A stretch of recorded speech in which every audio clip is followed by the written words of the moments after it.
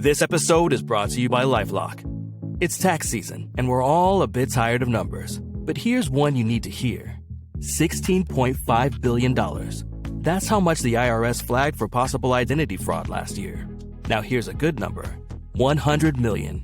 That's how many data points LifeLock monitors every second. If your identity is stolen, they'll fix it. Guaranteed. Save up to 40% your first year at LifeLock.com/podcast. Terms apply.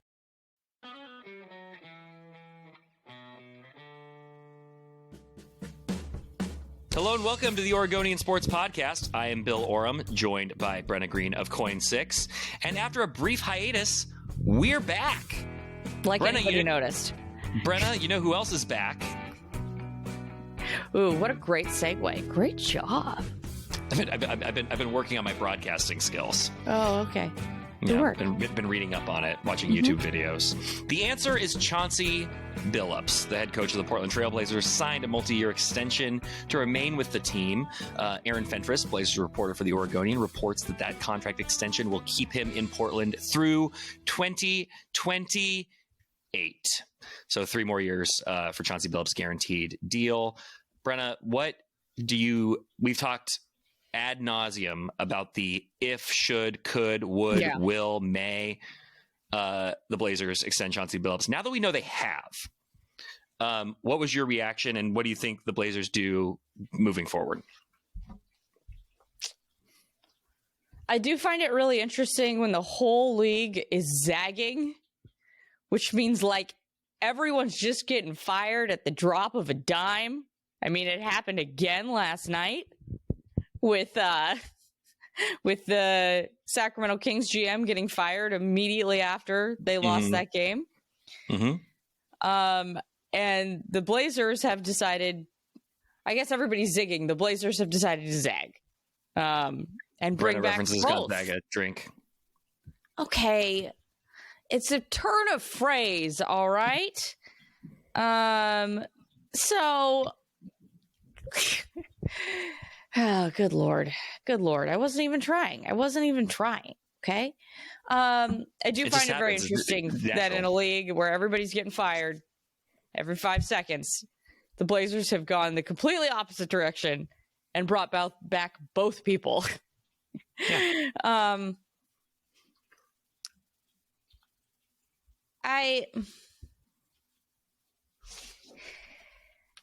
I find it one of those decisions where, and I think that this is generally what I think a lot of people kind of feel like, it really could have gone either way, and I wouldn't have minded either way.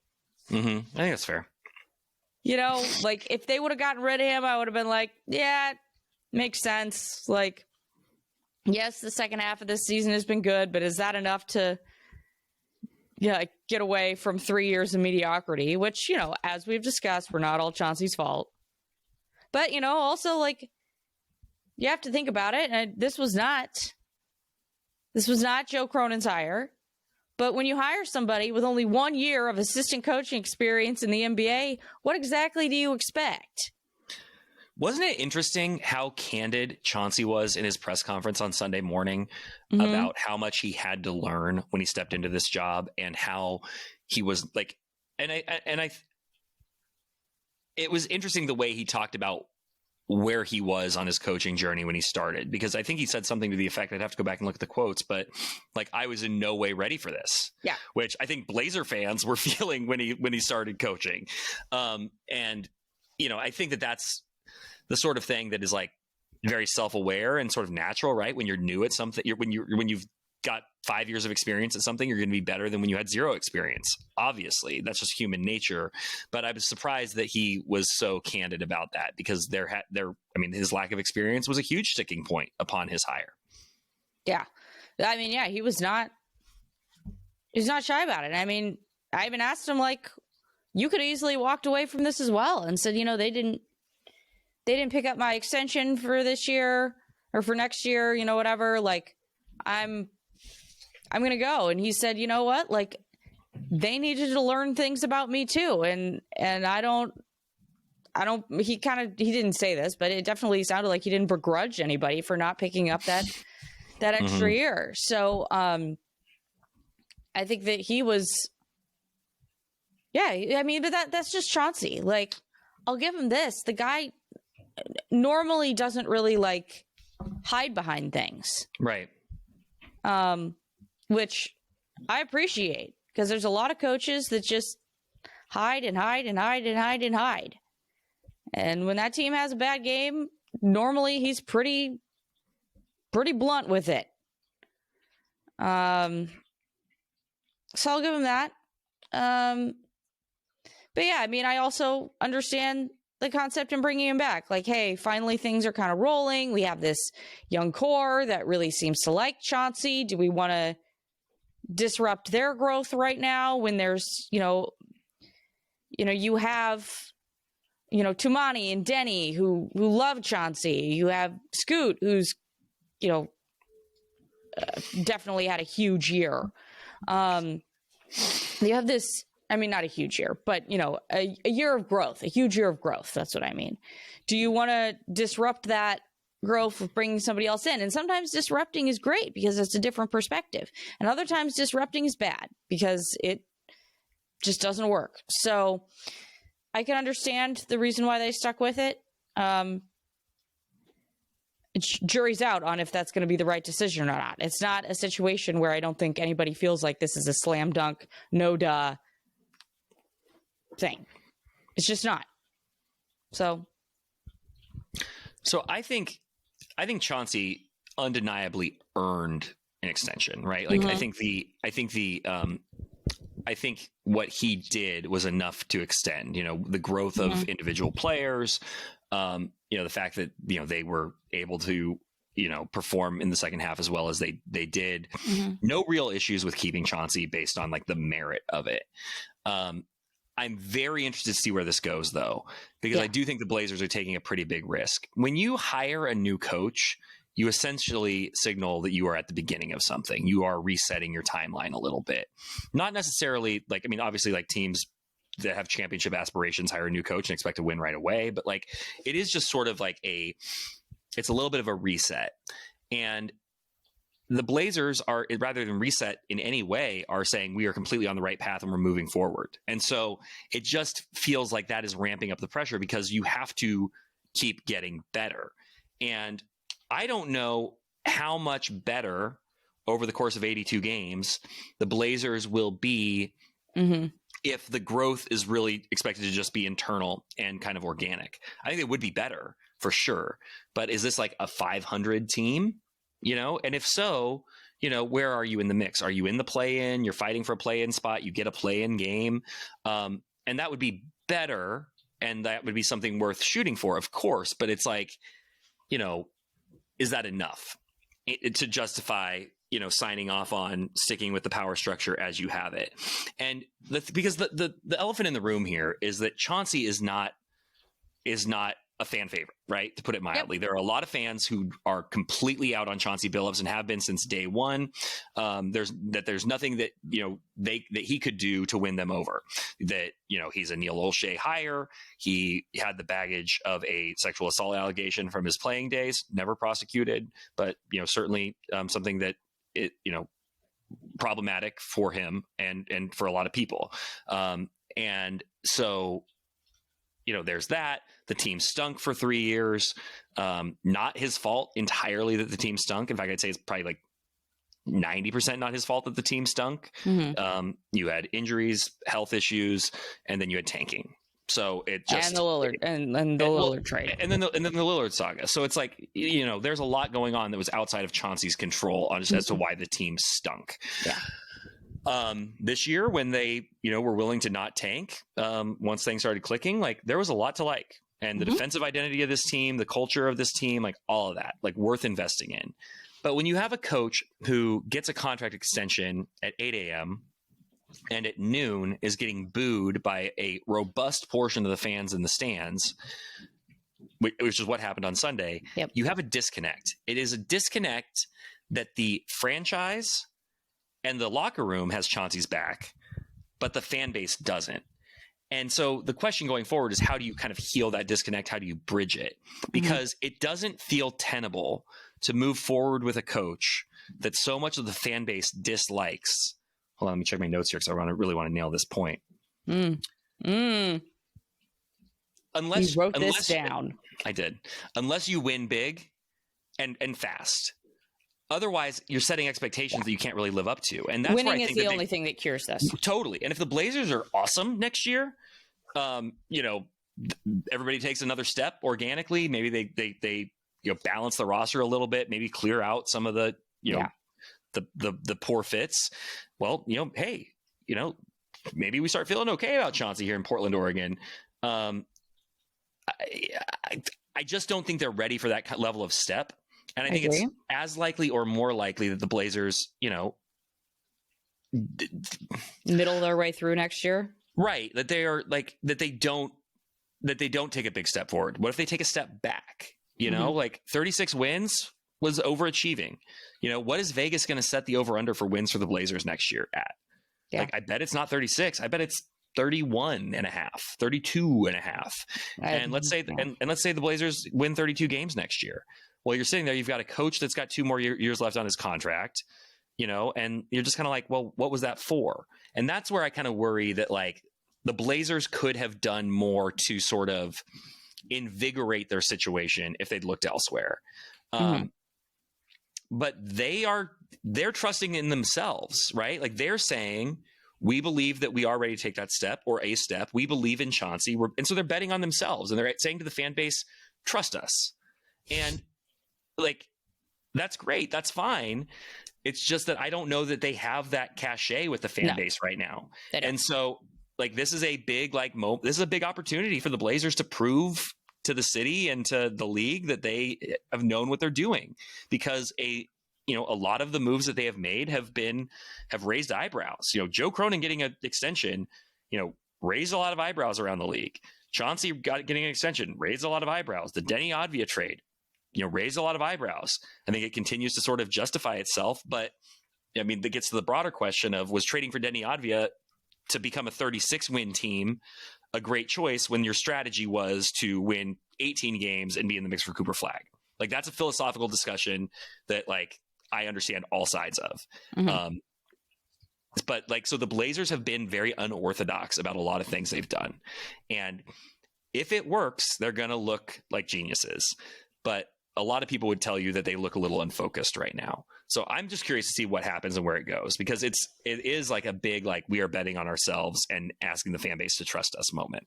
This is a huge summer in terms of trades, because just to be frank, you look around, this is not a team that has a lot of contracts up. You have Delano Banton and Jabari Walker. We're not clearing a lot of cap space there, Right. So they have to make moves by trade. And at this point, it's kind of, or get off the pot. We have been waiting and waiting. They have to hit. We have been waiting and waiting and waiting. And every time it's oh, nope, not right this time. Oh, nope, not right this time. They can't do that anymore. The timeline's up. Because now by putting your these 2 people on contract extensions, they have to do something. But so here's what I'd say. So our friend Sean Hyken over at the Rose Garden Report did write, I thought it was made an astute point on the risk of short circuiting this whole thing. And I wrote a little bit about it, but I thought Sean did a nice job of kind of laying out, where the Blazers have done this in the past, where you get a little too high on your own supply, smelling your own stink, and you say, hey, we're going to go in around this group. We think Deni Avdija, Toumani Camara, and Shaedon Sharpe is our core. We think we've got our 3 guys to lead us into the promised land. And so you go overspend. So maybe you do trade DeAndre Ayton, but to get rid of DeAndre Ayton, you take on somebody else who you think is going to help you in the short term, but has a bad contract. And you end up and it ends up being you're overly bought in, you're over indexing on how good this team was in the second half, and the risk of that. So that's where it's yes, I agree they have to do something, but that something has to be extremely strategic, and it has to thread a certain needle, because you're at a point now where it's okay, DeAndre Ayton, not a good fit for this team going forward. I've wanted him to be sent home for nearly a year now. Jeremy Grant regressed dramatically, is getting older, is basically, Tumani Kamara and Denny Advia are the two forwards on this team. Like, where does Jeremy fit in? But he has 3 years left on his contract, and like his value is not very high right now. So if, again, to trade him, you're probably having to attach assets to send him out, which is not a good place for a team that is rebuilding to be. No. And then that leads to the other one. I'm not even Anthony Simons. Anthony Simons, also an expiring deal, probably has the most value, but what are you getting back? And so, because if you do nothing, which I think doesn't look good in the short term, and you do ride out DeAndre Ayton and you do ride out Anthony Simons, that's like $60 million coming off the books next year. Yeah. Which the Blazers are not going to like be a free agent destination, but you can do a lot with cap space in terms of absorbing money in trades, in terms of taking back other teams' bad money and getting paid in terms of like first round picks to do it. You can facilitate trades like you've seen the Jazz do to pick up assets. There's a lot you can do. So, I mean, having cap space isn't the worst thing for the Blazers to do. So now that I'm thinking this through, maybe what the Blazers... Now you're thinking that they should just ride this one out. Maybe what they should do is they should attach a little bit of draft capital to get off Jeremy Grant and get that long-term money off the books. Yeah. Use that to get some pieces that maybe balance the roster for the short term. And ride out Anthony and DA, and then use that cap space to get paid to take on some bad money, but you get better picks back than you sent out on Jeremy. Maybe there's something like that. Maybe you're playing a little bit of a long game on how you structure these things. I don't know. But the point is, like, yes, they need to do something, but not to a point where they over leverage themselves that they can't be nimble and like, continue to unwind things going forward. They don't want to get trapped in this moment where it's like, hey, we're pretty good, and like we're pretty fun, and the fans like how we play defense. So now we are like going to lock ourselves into being a 42 win team into perpetuity. Because like I wrote last week, if being a 42 win team is good enough and just being in the back end of the playoffs is good enough, well, then why did you ever like break up the Damian Lillard, CJ McCollum tandem? Why did you ever, try to reinvent the wheel around Damian Lillard? Because if you were certainly good enough to win 45 games every year and occasionally 50 and win a playoff series here and there, if that's good enough, like you shouldn't have, broken up the band. But that's not good enough, and it shouldn't be good enough. Like you're trying to figure out how do you get to the mountaintop. That is the challenge. I think we are in agreement that something has to be done with at least one of the players. One of the ill-fitting veterans. Yeah, in that lovely pot of players that do not fit the timeline. This summer, something's got to happen. Right. But I think we are also in agreement that you can't just go gangbusters over here. So. And so that's where I would say, like, I actually do kind of appreciate the way the Blazers are doing this. Yeah, it's been very calm. But also, like, for a league that's completely uncalm. But gradual, right? Like, that they are, like, building. And, like, the NBA is such a reactionary league where there is so much, we don't like what happened on Monday, so on Tuesday we're going to make a change, and on Wednesday we're going to make another change. I mean, look what's happening in Phoenix. Matt Ishbia has fired 3 coaches in 3 years. I mean, he is paying tens of millions of dollars to coaches to go away. He's still paying Monty Williams, he's paying Frank Vogel, now he's paying Mike Budenholzer, and then he's going to be paying whoever comes next. A lot of people thought it was going to be Chauncey Billups. Yeah. That's just a man without a plan. You can quibble with Joe Cronin's plan, you can criticize Jody Allen for not being, an innovative, ambitious owner, maybe, but like they do have a plan that they believe in. A lot of people don't see it, and that you can quibble with it, but they are saying we believe that we are building this core out piece by piece, and then seeing what it can do. We believe we have the coach who can bring this team along. My fear with the Blazers is that they will gradually improve without ever taking a big swing. Yeah. And then you're going to end up in a point where it's like, wait a minute, they're paying Shaedon Sharpe how much to be pretty good on a only okay team? And then you have to pay Tumani Kamara in a couple of years to be what? Like Tumani Kamara should be your fourth or fifth best starter, on a good team. It's like, he shouldn't be your number 2 player, which is kind of how he felt in the second half of this year. Yeah. Denny Advia is on an amazing contract. He's under contract for 3 more years on a declining deal. So it's like, you're not gonna have to pay him for a good long while, but like, you don't want to get expensive before you get good. So there is some urgency here, but you don't want to rush the process. Have a specialty in doing that over the years. Mm-hmm, exactly. So I just think it's a fascinating situation, and I enjoy talking about it with people because I think that I kind of like a lot of what the Blazers have going for them. Like, I think it's becoming an enjoyable product. I think it's, like the defensive mentality is really something that people can identify with. By the way, like, this is a place that loves people who love it, right? Like, if you are like willing to commit to Portland and like choose Portland, like, people will rock with you. Like, Portlanders, not for nothing, Chauncey Billups chose to rock with Portland. Like, he chose to like stay here when he could have had some other options. And I think under normal circumstances, for somebody who hadn't already like left such a poor taste in the mouths of like so many people, that would be something that would be celebrated, because Absolutely. The idea that Chauncey Billups re-upped here rather than look for greener pastures is the sort of thing that like really resonates here. And so if there is a little bit of success in the Blazers' future, I do think that will become part of the story. If Chauncey continues to grow as a coach and takes a step forward, the fact that he said, I want to continue to build as a coach in Portland and not go try to do it, with Kevin Durant in Phoenix or whatever, I think could become part of this story that people are not really thinking of or talking about right now. Yeah, it's a very interesting fork in the road that they're at, to say the least, which is literally, when have the Blazers not been at a fork in the road in the past? Well, really, like 3 years since I've been here. That's like Blazers, the fork in the road. They just keep They just keep like making baby steps towards the next fork.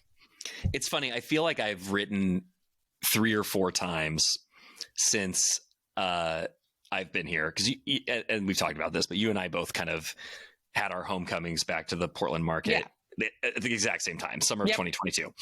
And I think that I have written probably 3 or 4 times since then that, like, this is going to be a big summer for Joe Cronin. We're going to learn a lot about Joe Cronin this summer.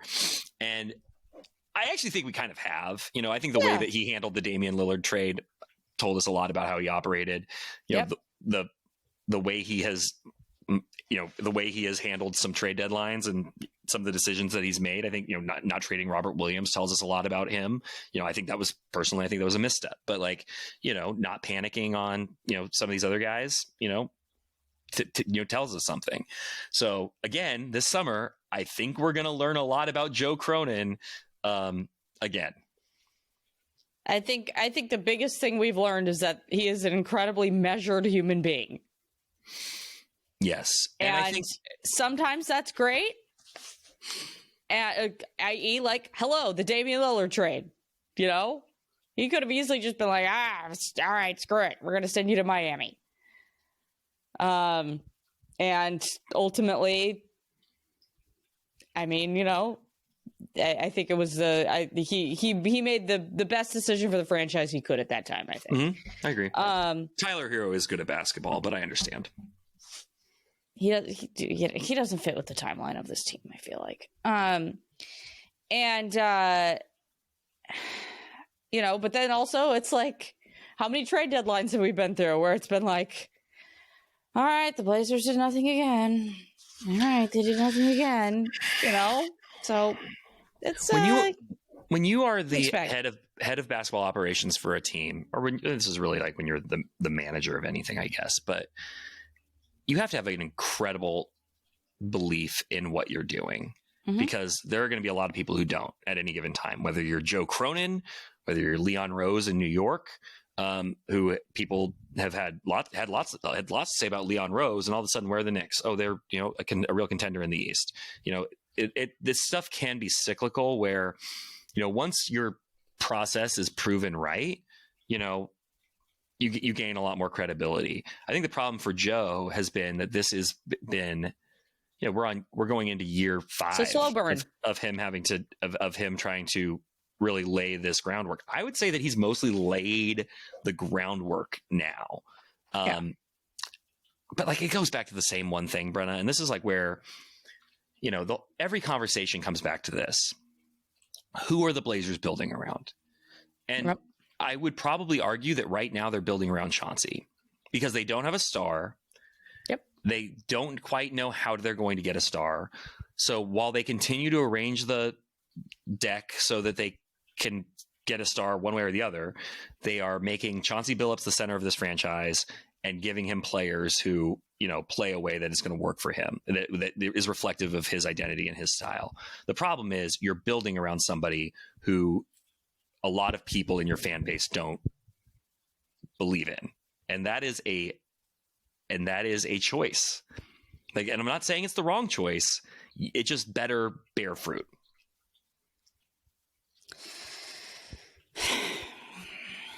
Yeah, it's, I appreciated him bringing up Giannis and Jokic as homegrown stars in his press conference, but there is nobody on this team that is Giannis or Jokic. So, well, the other one was like, he's like, oh, you look at these teams around the league that are, they've got, so many people, they've got so many guys, like they're all playing for each other. OKC, Cleveland, Boston. Okay, OKC has Shai Gilgeous-Alexander. He's the MVP of the league. Yeah. Cleveland has Donovan Mitchell, is a many-time All-Star, All-NBA player, as well as like other like several All-Star caliber players. Boston has Jason Tatum and Jaylen Brown and Drew Holiday. Have I named a single player who Portland has anybody who could be at that level? No, nobody holds a candle. So it just is. It's not a great comp. I understood what he was saying. I'm not trying to totally throw water on it. Like, yes, the way they play and the number of options they have and the number of ways they can beat you, and that if Shai is off, like they can beat you, and they do beat you with great suffocating defense. But I just, the fundamental truth remains: those teams have stars. Portland does not appear to have a star. Joe did say, that he wouldn't put a ceiling on any of these guys, and that he, wouldn't rule out the possibility that star is already here. And I would just say, who is it? Denny is awesome. Yep. Denny's awesome. And I wouldn't even rule out that Denny could become an all-star. But he feels like he would be the second all-star on a really good team. Yeah. Shaedon Sharpe is the best candidate because the talent is there. And like, he puts up great numbers in the second half of seasons. Obviously he's electrifying. Is he the face, the foundational piece of your franchise that you're building a, winning team around? Like, he hasn't shown that yet. And going into year 4, it's kind of time. So I would say like next year is the year where you find that out. I mean, but again, he's still so young. What is he? 22? Yeah. 23? If that. How old Shaedon Sharpe? He's a baby. Yeah. So it's like, we're making very like, significant judgments about somebody he's still 21. He's going to turn 22 next month. So we're still talking about somebody who would be, going into his senior year of college. Mm-hmm. Like, it's just, you don't want to close the book too soon, but you also expect, you expect to have a better feel for like what these guys are ultimately going to be by now. Yeah. Well, I think that we've exhausted the Blazers. Brenna, speaking of teams that play at the Moda Center, you and I both found ourselves at the Nike Hoop Summit last weekend. The stars were out, of course, to see the Boozer twins and Carmelo Anthony's son and AJ DeBanza, who's going to BYU and making like more money than, half the Trailblazers.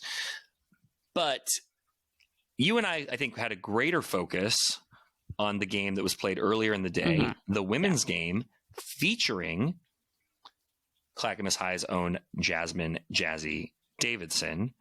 And I'm not going to say that was Jazzy's best game. Like, she wasn't even at her best. Like, she shot like 7 of 18 from the field, whatever.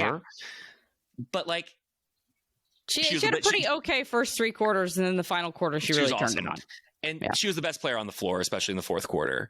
She led the Team USA in scoring. She had, I want to say it was like, did she have 17, 6 and 6, 18, 6 and 6, but then 2 blocks, 2 steals, 17, 7 and 6. Okay. She was great. And a couple days later, what happens? ESPN updates their class of 2025 rankings. And guess who the new number 1 is? That's right. That's right. If you guess Jazzy Davidson, you are correct. Give yourselves a round of applause, audience.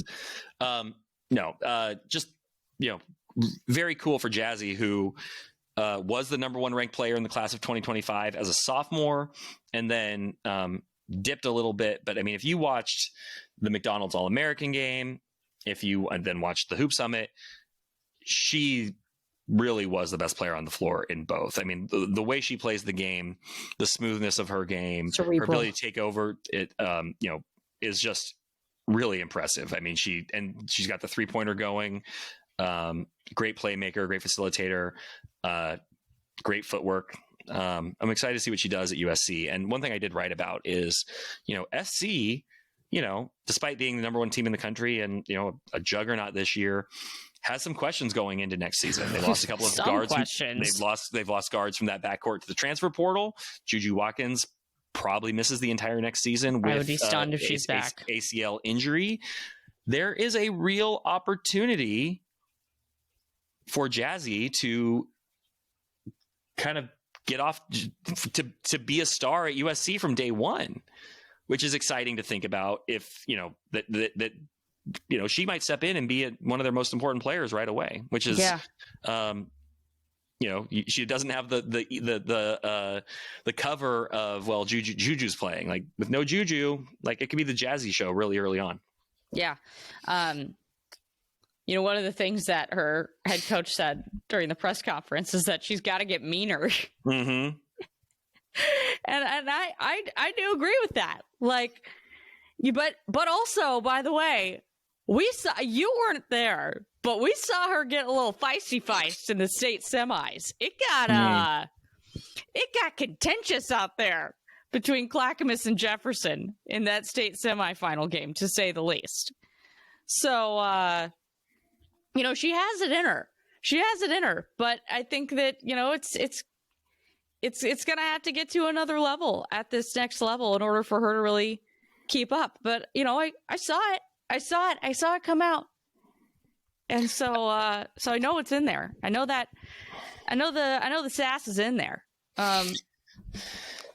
But yeah, that's the biggest thing I think she needs to, kind of develop going into the next level, with the fact that it's time to hit the weight room, the weight room. And then, she's got to develop a little bit of a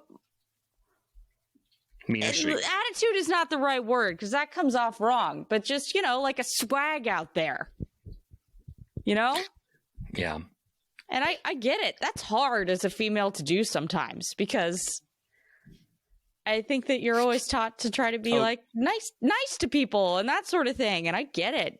And that's totally Jazzy. Like, she's just one of those people that, at least, in our dealings with her, is just a very, very nice human being. And sometimes you got to develop a little bit of a swag once you get to that next level. So I'm excited to kind of watch that, see how that progresses, because I got a little taste of it. So I'm ready for more.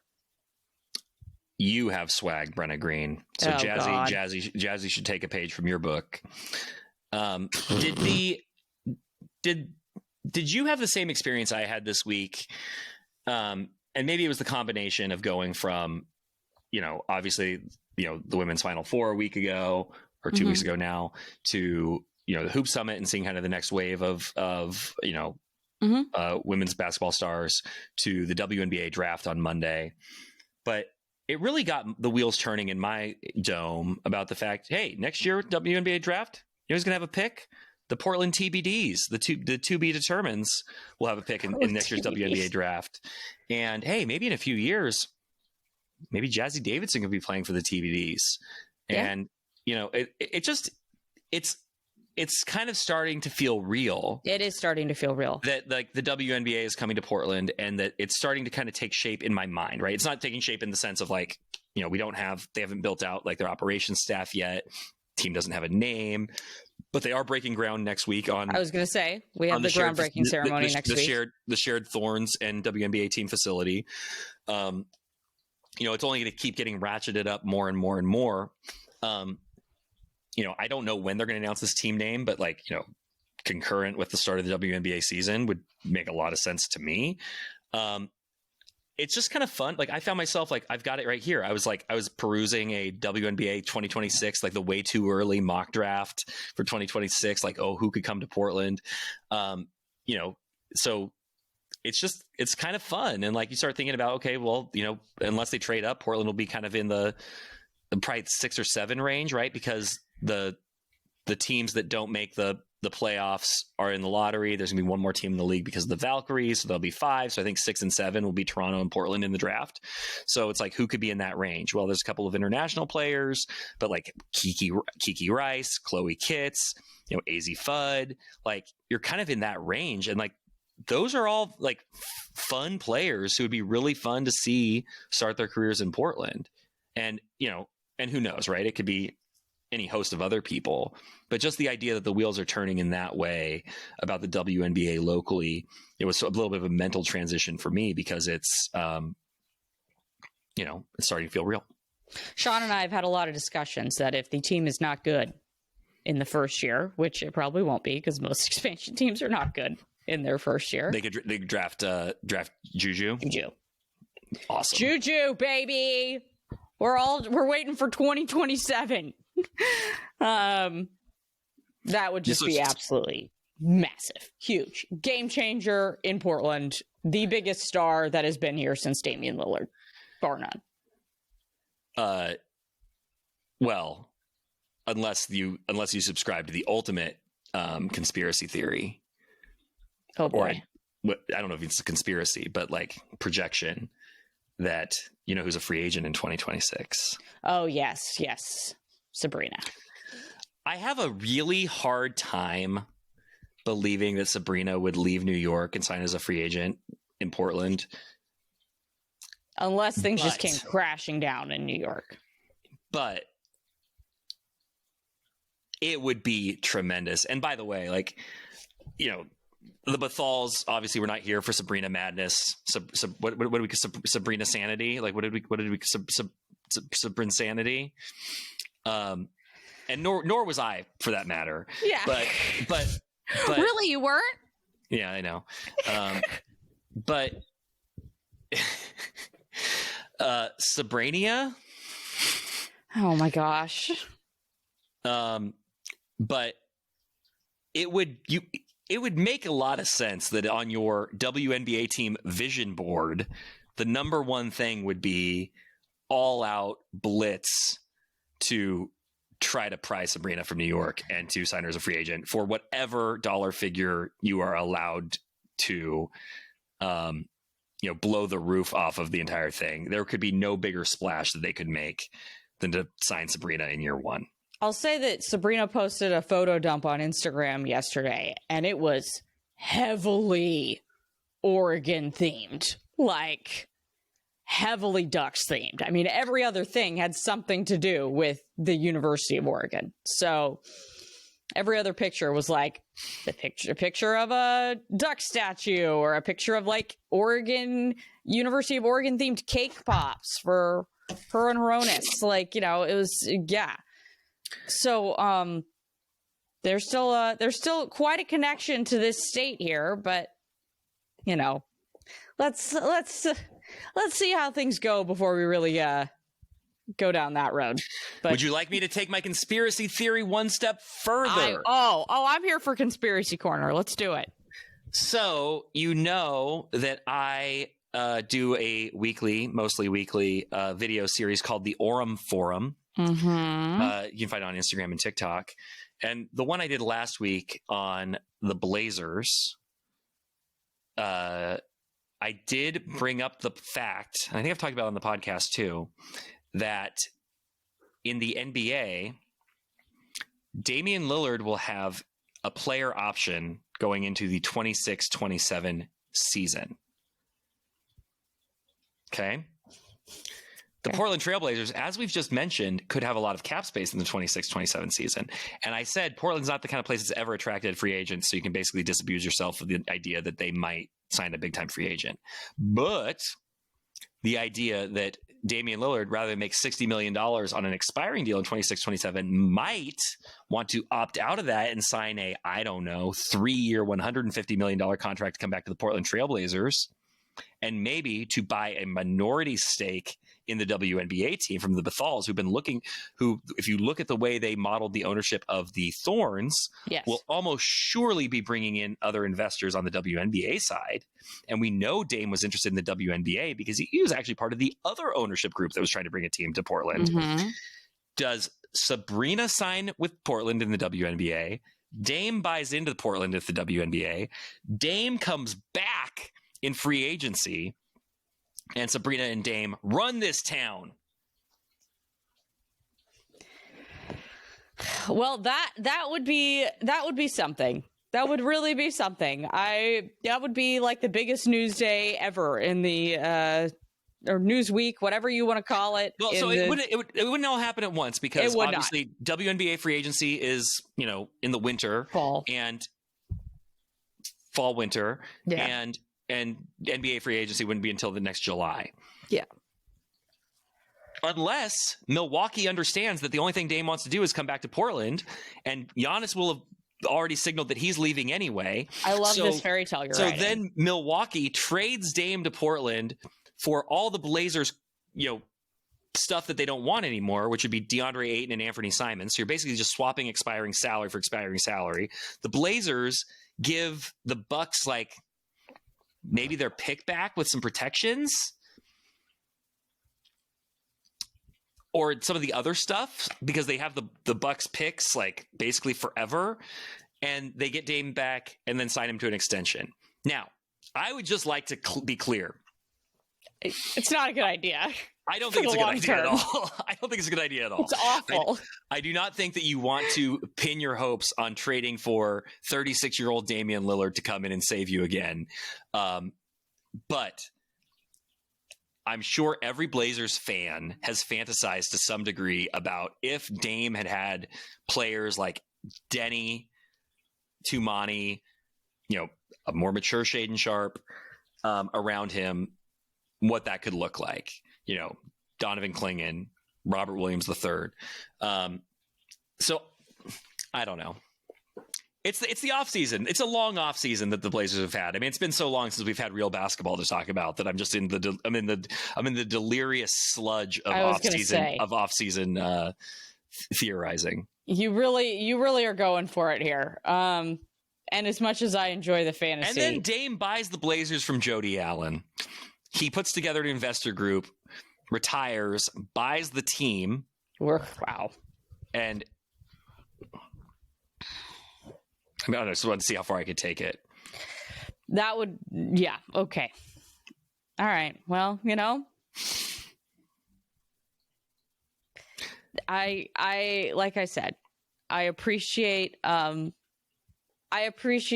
fantasizing, but I do not see all that happening. But it's fun to dream about. Brenna, Oregon State has their spring game this Saturday. It's been a long year for the Beavers. A lot of ups and downs, tough sledding in the sort of pseudo Mountain West slate they played. You have issues at quarterback, doesn't go as well as you would have hoped with Giovanni McCoy. And then they bring in Malik Murphy from Duke on what is believed to be a pretty significant NIL deal, which is a huge win for the Beavs. I know it's spring football, but I do want one thing that you think you would be looking for in Saturday's spring game from Oregon State. Yeah, I mean, you just hit the nail on the head. Competent quarterback play. I'm so done with the maybe we have a quarterback narrative at Oregon State that has been going on ever since we have both been here. Because it's always, we might have a quarterback. And, then the one year where it was like, obviously, DJ was DJ, but we all noticed the trail off towards the end of the year. And then it kind of became maybe we have a quarterback again with both him and Aiden Childs. And then Aiden Childs leaves. Yeah. So it's just been a weird story with that position. And I'm ready for some competent quarterback play. Okay. So all I just want to see is someone who is able to run the offense, maybe a few 20-yard throws. Oh, I'll be happy. I'll be a happy camper. We've had a few moments. I mean, Aiden Childs had that moment in a spring game a few years ago where it was like, pretty ball. Yeah. So I'm hoping that we have one or two of those, and that's all I can really ask for right now. So I would like to say that I think I'm pulling up the schedule real quick. I think the Beavers are going to be pretty good next year. Okay. I don't know what that means given, I don't think they're going to be able to run the table and threaten for the playoff necessarily. But I mean, what was Washington State at? Was Washington State was at one loss and was sort of in the playoff mix for kind of into November? I think that could conceivably be Oregon State next year, because when you look at them on the offensive side of the ball, I believe in that offense. And I think that, obviously, there's going to be more to work with offensively with Malik Murphy. Malik Murphy, comes in with some real credibility. The receivers are still the receiving core is pretty darn good when you consider that Trent Walker, kind of out of nowhere, Trent Walker burst onto the scene last year. Darius Clemens is back. Taz Reddix made some big catches for them last year. And then they also have, sorry, I had the depth chart here because I didn't want to forget anybody. Well, they have Zach Card, but Jeremiah Noga, who's really good. So I think that I think they're going to, benefit from having Malik Murphy tossing them the ball. I think that's a pretty good trio right there. And we named a couple others as well. Anthony Hankerson, had real issues holding onto the ball last year, but pretty reliable. And then they have the guy who was a freshman last year coming on too, to be to be kind of in that rotation. Allah. So I think, I just think there's a lot to like offensively. Bigger questions on the defense, especially with Trent Bray taking over the defense, and how that's going to work, and a lot of pieces that have turned over there. But so maybe my biggest question is how the defense looks, because if Oregon State's defense looks more or less like an Oregon State defense, then I think the Beavers are going to be pretty good, because when you look at their schedule, and we'll do this probably 15 times between now and next year, they have Cal in Corvallis to open the season.